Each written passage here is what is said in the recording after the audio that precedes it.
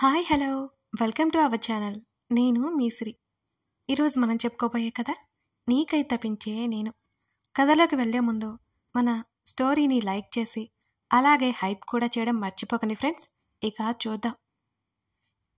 చలనం లేకుండా ఉన్న యజ్ఞని చూసి రిషి కళ్ళు మరోసారి చెమర్చాయి. ఆమె తన కోసం ఏం చేయడానికైనా సిద్ధపడుతోంది.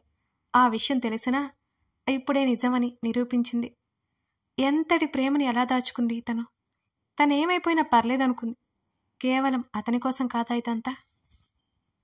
నిజంగా నువ్వు నా లైఫ్లోకి రావడం నా అదృష్టం యజ్ఞ చేతిలోకి తీసుకుని సుతారంగా నిమురుతూ ఆమె చేతిని ముద్దు పెట్టుకున్నాడు.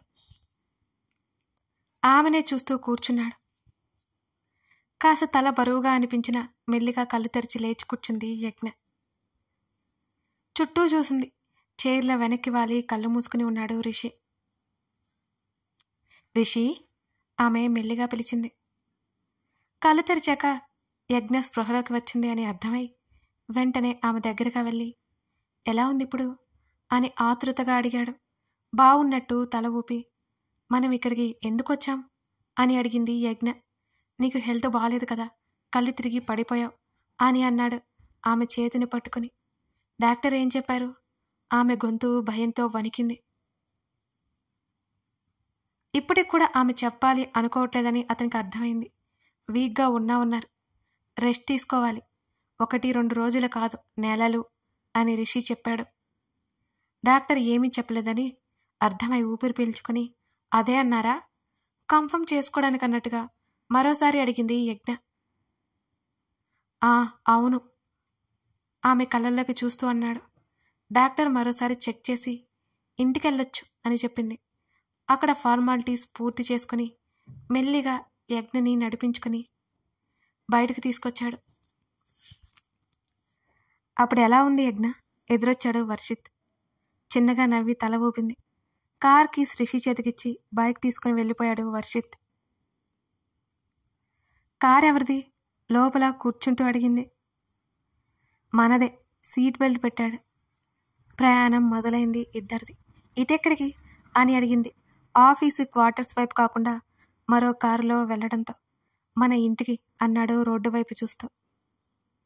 అదేంటి ఇప్పుడు వీకెండ్లో వెళ్దామన్నావు కదా, ఇప్పుడైతే నువ్వు జాబ్ రిజైన్ చేస్తావు కదా, ఇక అక్కడే ఉంటావు కదా నాతో పాటు అని అన్నాడు రిషి. వాట్? కళ్ళు తెలిసింది యజ్ఞ. మళ్ళీ ఆమె నేనెప్పుడు రిజైన్ చేశాను, అంత త్వరగా ఎలా అవుతుంది అదంతా? ఆ ప్రాసెస్కి అట్లీస్ట్ 2 months అయినా పడుతుంది కదా, వర్కింగ్ పీరియడ్ ఉంటుంది కదా కంగారుగా అడిగింది. యజ్ఞ కంగారు పడకుండా సైలెంట్గా ఉంటావా అని అడిగాడు. సైలెంట్గా ఎలా ఉండను, నాకేం అర్థం కావట్లేదు అంది యజ్ఞ. ఇంటికి వెళ్ళాక నీకంతా వివరంగా చెప్తాను అని అన్నాడు ఆమె వైపే చూస్తూ రిషి. సరే కానీ చీకటి పడిపోతోంది కదా, మార్నింగ్ వెళ్ళేవాళ్ళం కదా అని అంది యజ్ఞ. పర్లేదు, అక్కడ ఏమీ ఇబ్బంది ఉండదు అని రిషి అన్నాడు. మరి నా డ్రెస్సెస్ ఏమీ లేవే డల్గా చెప్పింది యజ్ఞ. ఇవాళకి ఎలాగో మేనేజ్ చేద్దాం, రేపు మార్నింగ్ నీ డ్రెస్సెస్ నీ థింగ్స్ అన్నీ తెప్పిస్తాను అని చెప్పాడు రిషి. ఇప్పుడు అంత త్వరగా అక్కడికి వెళ్లాల్సిన అవసరం ఏంటి అని అడిగింది యజ్ఞ. నువ్వేనా అసలు ఆ ప్రశ్నలేంటి ప్లీజ్ యజ్ఞ అని అన్నాడు రిషి. ముఖం తిప్పుకొని గ్లాస్ నుంచి బయటకు చూస్తూ కూర్చుంది. పోయింది అలాగే ఆమె మైండ్లో ఎన్నో ఆలోచనలు. కొంత సమయానికి ఒక పెద్ద ఇంటి ముందు కారు ఆపాడు. రిషిని చూసిన వాచ్మెన్ గేట్ ఓపెన్ చేశాడు. కార్ సరాసరి లోపలికి వెళ్ళిపోయింది. ఇంత పెద్ద ఇల్లు ఉంచుకొని ఆఫీస్ క్వార్టర్స్లో ఉండడం అవసరమా? చాలా డబ్బున్నలు కదా మీరు, కానీ ఇంత సింపుల్గా ఎలా ఉంటావు రిషి నువ్వు అని అంది రిషిని చూస్తూ. అతను నవ్వి ఊరుకున్నాడు. కారు దిగి లోపలికి వెళ్ళారు. ఈ ఇంట్లో ఎవరూ ఉండరా, కానీ నీట్గా ఉందే అని అంది యజ్ఞ చుట్టూ గమనిస్తూ. బయట వాచ్మెన్ చూసావు కదా, ఆయన భార్య పక్కనే ఓల్డ్ హౌస్లో ఉంటారు. వాళ్ళే చూసుకుంటారు ఇదంతా. నేను వీక్లీ ఒకసారి వస్తూ ఉంటాను అంటూ హాల్లో వాల్కి పెద్ద ఫోటో ఫ్రేమ్ కనబడింది. అక్కడికి నడిచింది. అమ్మా నాన్న అని చెప్పాడు రిషి. ఫోటోని చేత్తో తడిమింది. చాలా బాగున్నారు మీ అమ్మగారు, మీ నాన్నగారు కూడా అని అంది నవ్వుతూ. పద నీ రూమ్ చూపిస్తాను అని అన్నాడు రిషి.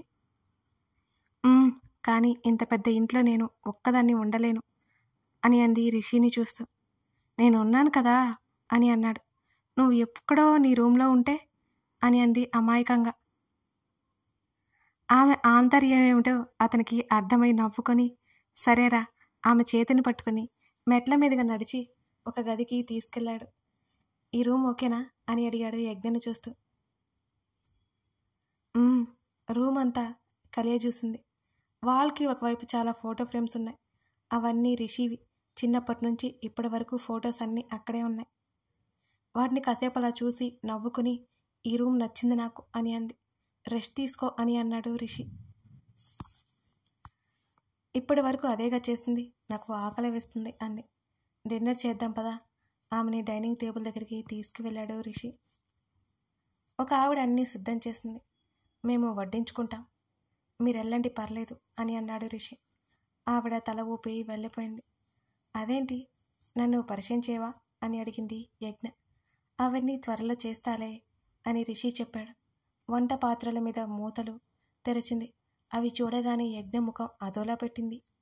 గాడ్, గుర్తులేదు యజ్ఞ అన్నాడు అక్కడున్న నాన్ వెజ్ ఐటమ్స్ అన్నీ చూస్తూ. పర్లేదులే, పెరుగన్నం తింటాను అని అంది యజ్ఞ. నువ్వు ముఖం అలా పెట్టకు, ఏం పర్లేదు అని అంది మరోసారి. షూరా, నువ్వు ఏదైనా చేయించినా అని అడిగాడు రిషి. ఏం కాదన్నాను కదా, నాకు అలవాటే. ఆమె నవ్వింది. నీకు నాన్ వెజ్ అంటే ఇష్టమా రిషిని అడిగింది. ఇష్టమా అంటే ఏమో తింటాను అని అన్నాడు రిషి. ఇద్దరు భోజనం ముగించారు. నువ్వు ఫ్రెష్ అవ్వు. అతను బయటకు నడిచాడు. నా డ్రెస్ వెనక నుంచి అరిచింది చిన్నగా యజ్ఞ. ఆ కబోర్డ్లో ఉంటాయి, అడ్జస్ట్ అవ్వు వాళ్ళకి అనేసి వెళ్ళిపోయాడు డోర్ వేసి రిషి. నిట్టూచి బెడ్ మీద కూర్చుంది. రిషి డాక్టర్తో ఏం మాట్లాడాడో ఇంకా అనుమానమే తనకి. ప్రేమ ఒక్కోసారి ఒక్కోలా చూపించడం జరుగుతుంది. చూపించే విధానం మారినంత మాత్రాన ప్రేమ తగ్గినట్టు కాదేమో. డాక్టర్ ఏమీ చెప్పి ఉండరు, అందుకే రిషి ఏమీ అడగలేదు. దానికి ఇక ప్రాబ్లం కూడా లేదు, అందుకే డాక్టర్ ప్రికాషన్స్ ఏమీ ఇవ్వలేదనుకుని ఆమె సంతోషపడిపోయింది. యజ్ఞ తులసి కబోర్డ్ తెరిచింది. అక్కడ ఉన్న రిషి బట్టల్ని చేత్తో అన్నిటినీ సుతారంగా తాకింది. వాటిలో ఒక డ్రెస్ తీసుకుంది. డ్రెస్సింగ్ టేబుల్ ముందు నిలబడి ఒకసారి ఒంటి మీద పెట్టుకుంది. చిన్నగా నవ్వుకొని పర్ఫెక్ట్ అనుకుని స్నానానికి వెళ్ళింది. హలో నానమ్మ. చెప్పు నాన్న అంది రిషి నానమ్మ. వీళ్ళనంత త్వరగా ఇక్కడికి వచ్చేయండి, మీతో ఒక ముఖ్యమైన విషయం చెప్పాలి అని అన్నాడు రిషి. ఏంటది? అక్కడికి వచ్చాక చెప్తా, రేపే బయలుదేరుతాం అని అంది. పర్లేదు నానమ్మ, ఉన్న పలంగా అవసరం లేదు, నిదానంగానే రండి అని అన్నాడు. నిజంగా ఏం పర్లేదా? నిజంగా నిజం. ఇంకో వారం రోజుల్లో వస్తాం అని అంది. మీ ఇష్టం నానమ్మ. భోజనం చేశారా? అయిపోయింది నాన్న. సమయానికి తింటున్నావా? ఆ నానమ్మ, ఆలస్యమైంది, ఉంటాను. జాగ్రత్త నాన్న. కాల్ కట్ అయింది. తన గది వైపుకి వెళ్ళాడు. తలుపు తెరిచాడు. లోపలికి వెళ్ళి తలుపు మూసేసి వెనక్కి తిరిగి చూశాడు. ఎలా ఉంది అని అడిగింది రిషిని చూస్తూ. నవ్వాడు కాస్త గట్టిగా. బాగోలేదా అని అడిగింది తన్ని తాను చూసుకొని. రిషి బ్లాక్ టీషర్ట్ వేసుకుంది. చాలా లూజ్ అయింది ఆమెకు. షార్ట్ ఏమో మోకాల కిందకే ఉంది. తల కొప్పు చుట్టింది యజ్ఞ. చాలా బాగున్నావు ఆమె భుజాలు పట్టుకుని చెప్పాడు. నిజమేనా? మరెందుకు నవ్వావు అమాయకంగా అడిగింది. కొత్తగా బాగున్నావు అన్నాడు ఆమె ముఖాన్ని చేతుల్లోకి తీసుకుని. తిరిగి సమాధానం చెప్పలేదు నువ్వు అంది కళ్ళు మాత్రమే ఎత్తి అతన్నే చూస్తూ. ఇలా రా అని టాబ్లెట్స్ కవర్ ఇచ్చాడు ఆమె చేతికి. ఇవెందుకు? నువ్వు వీక్ అని డాక్టర్స్ ఇచ్చారు మరి అని అన్నాడు రిషి. తప్పక అవి వేసుకుంది యజ్ఞ. ఇక పడుకో అని అన్నాడు. రిషి పిలిచింది. ఆమె పక్కనే కూర్చున్నాడు. మౌనంగా ఉండిపోయింది యజ్ఞ. ఏమైంది? అతని భుజం మీద తల వాల్చింది. పెళ్లి చేసుకుందాం యజ్ఞ, వీలైనంత త్వరగా అని అన్నాడు. నేను సిద్ధమే. అతని చేతిని చుట్టుకుని నవ్వింది.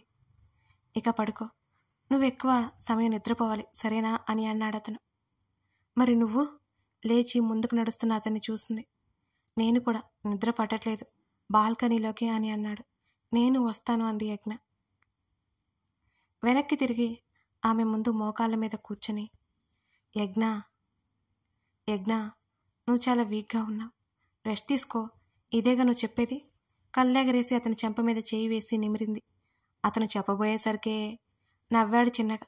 ఆమె పైకి లేచి అతని చెయ్యి అందించింది. ఆమె కళ్ళల్లోకి చూస్తూ లేచాడు. ఇక్కడే ఉండండి సార్.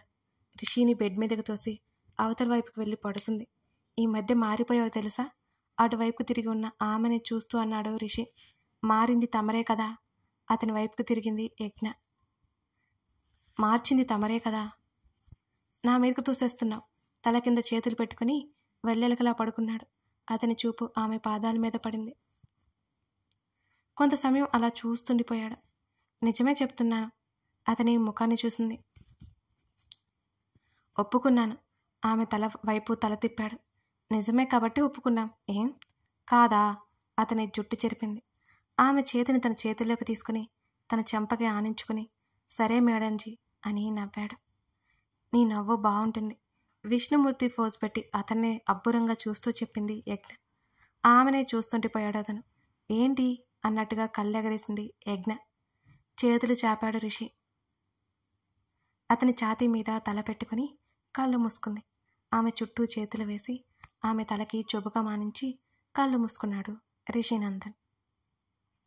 ఉదయాన్నే మెలకువ వచ్చింది యజ్ఞకి. ఆమె మెడవంపులో తల పెట్టుకుని ఒక చేతిని ఆమె నడుము చుట్టూ వేసి నిద్రపోతూ కనిపించాడు రిషి. అతన్నలా కొంత సమయం చూసి అతని జుట్టు చెరిపి నవ్వుకుని మెల్లిగా లేవాలని చూసింది. రిషి పట్టు సడలింది. అతన్ని ఒకసారి చూసి లేచి కూర్చుంది. జుట్టుని ముడివేసుకుని టవల్ తీసుకుంది. బట్టలు గుర్తుకొచ్చాయి. సర్లే అనుకుని రిషివి మరో జత బట్టలు తీసుకుని స్నానం చేసింది. బాల్కనీలోకి వెళ్ళి సూర్య నమస్కారం చేసుకుని రిషి దగ్గరికి వెళ్ళి అతని ఛాతీ మీద తల పెట్టుకుని పడుకుని అతని చేతివేళ్లను తన చేతివేళ్లతో బంధించింది యజ్ఞ. ఆ క్షణం అలా అలా చాలా నచ్చింది ఆమెకి. రిషి చెయ్యి యజ్ఞ భుజాన్ని చుట్టుకుని దగ్గరికి లాక్కుంది. అతని చేతికి తడి తగలడంతో మెలకువ వచ్చి గుడ్ మార్నింగ్ యజ్ఞ అని అన్నాడు ఆమె వైపుకు చూస్తూ. చిన్నగా నవ్వింది. ఆమె నుదుటిని చుంబించాడు. అప్రయత్నంగా కళ్ళు మూసుకుంది. ఆఫీస్కి వెళ్ళాలి కదా, త్వరగా రెడీ అయ్యిరా, నా డ్రెస్సెస్ కూడా తెప్పించు అని అంది అతన్నే చూస్తూ. నువ్వు వెళ్ళట్లేదు అని చెప్పాను. నువ్వు వెళ్ళకో. నిన్ను వదిలేసి నేనెలా వెళ్తాను? రిషి, నేనేదో ఊరికే అన్నాను. ఇద్దరం వెళ్దాం. అతని షర్టు పట్టుకుని గుంజింది యజ్ఞ. యజ్ఞ, ఇద్దరం వెళ్ళట్లేదు అని అన్నాడు ఆమె తల మీద ముద్దు పెడుతూ. ఎందుకిలా? నీ హెల్త్ సెట్ అయ్యే వరకు అంతే. అది కాదు రిషి, చెప్పేది విను. నువ్వేం మాట్లాడకిక. ఆమె కణత మీదుండి జరుగుతున్న నీటి దారిని తుడుస్తూ అన్నాడు రిషి. సరే అని అంది యజ్ఞ. అప్పుడే లేచావు? నేనంతే అని చెప్పింది. చాలా బాగున్నావు ఈ డ్రెస్లో అతను నవ్వుతూ చెప్పాడు. నువ్వు నేను ఉన్న అనుభూతి అని అంది. ఆమె మళ్ళీ తలదించేసుకుంది. ఆమె తల నిమురుతూ ఉండిపోయాడు. నువ్వు వెళ్ళిరా అని అంది అతని నుంచి దూరం జరుగుతూ.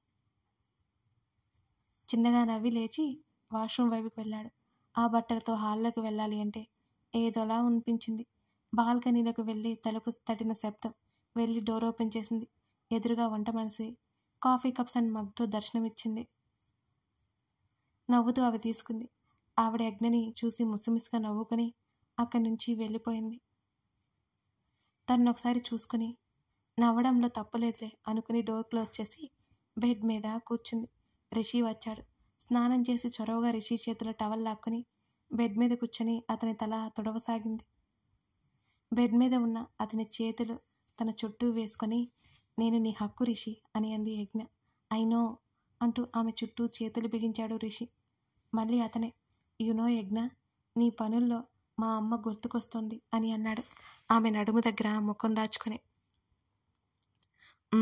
అతని తల నిమిరి అతని ముఖాన్ని చేతుల్లోకి తీసుకుని ఒక్కసారి అతన్ని చూసి ఎదకి హత్తుకుంది. చిన్నప్పటి నుంచి అతను భరించిన ఒంటరితనం మెల్లిమెల్లిగా ఆమెకు అర్థమవసాగింది. రిషి, చెప్పు. నేనెప్పుడూ నీతోనే ఉంటాను అంది యజ్ఞ. మెల్లిగా తల ఎత్తి ఆమె ముఖాన్ని చూశాడు. ఆ క్రమంలో అతని పెదవులు ఆమె హృదయ భాగాన్ని తాకాయి. అతని తలని మళ్ళీ హృదయానికి హత్తుకుంది. ఆమె శరీరంలో కలవరపాటు ఎందుకో అర్థమవ్వక యజ్ఞ అని పిలిచాడు. అతని వెచ్చటి శ్వాస ఆమెను తాకుతుంటే ఆమె శరీరం వణికింది. అతని వీపు మీద ఒక చేతిని, అతని తల మీద మరొక చేతిని ఉంచింది. రిషి మెల్లిగా యజ్ఞని విడిపించుకుని దూరం జరిగాడు. మౌనంగా తలదించుకుని కూర్చున్న ఆమెనే చూస్తూ, నీ డ్రెస్సెస్ థింగ్స్ వచ్చి ఉంటాయి యజ్ఞ, నేను వెళ్ళి తీసుకొస్తాను అని డ్రెస్అప్ అయ్యి అతను కిందకెళ్ళిపోయాడు. ఆమెలో కలవరపాటికి ఆమె నవ్వుకుంది. కథ కొనసాగుతుంది. యజ్ఞ ప్రాబ్లం ఇదన్నమాట. ఆమె ప్రాబ్లం పోయిందనుకుంటుంది. రిషి ఆమెని జాగ్రత్తగా చూసుకోవాలనుకుంటున్నాడు. ఇక నుంచి వాళ్ళిద్దరి ఆ ప్రేమ ప్రయాణం ఎలా ఉంటుందో ముందు ముందు చూద్దాం. కథ నచ్చితే లైక్ చేసి కామెంట్ చేయడం మర్చిపోకండి ఫ్రెండ్స్. అవే నాకు ఎనర్జీ అన్నమాట. ఈ స్టోరీ కూడా మీకు అలాగే అనిపిస్తుందా?